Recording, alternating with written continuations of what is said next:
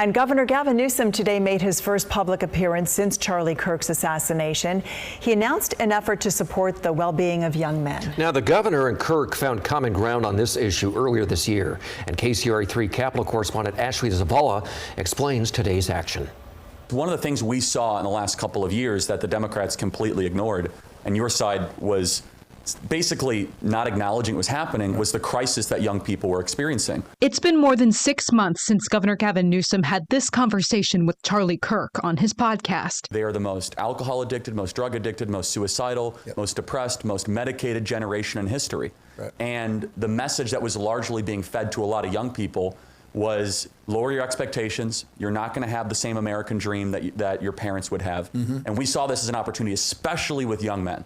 And again, this got ridiculed a lot by the press that, oh, you know, they're creating this manosphere thing. Look, they're half of the population and necessary for any society and civilization to succeed, which is to have both strong men and strong women. Fast forward to the governor's announcement Tuesday. We have a crisis in this country of men and boys. At Florin High School in Sacramento, surrounded by men and young boys, the governor launched an effort to try to help, specifically calling on 10,000 men across California to help mentor, tutor, or coach young men and boys through the state's volunteer service program to try to give them a sense of community and purpose.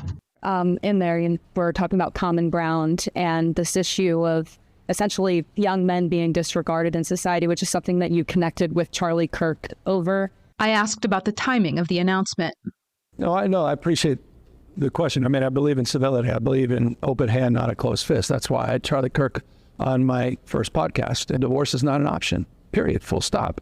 We've got to live together across our differences. And there are a lot of differences in this state, this nation, for that matter, the world we're trying to build. And the only way we're going to reconcile those things is by listening to one another. And if you go to that podcast, I hope the one thing that you'll find is two people willing to listen to one another. That have very strong points of view that don't necessarily always cross-pollinate, but one point of view I think we did share was love of our family, love of this country, deep love for our children, and hope for a better world. Earlier this year, Governor Gavin Newsom signed an executive order directing his administration to come up with ways to tackle this issue and to support young men. The governor said today's announcement is just a part of that. Reporting in Sacramento, Ashley Zavala, KCRA3 News.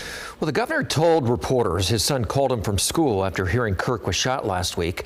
Newsom said all the boys he met today at Florin High School knew of Kirk and had a tough time processing his death.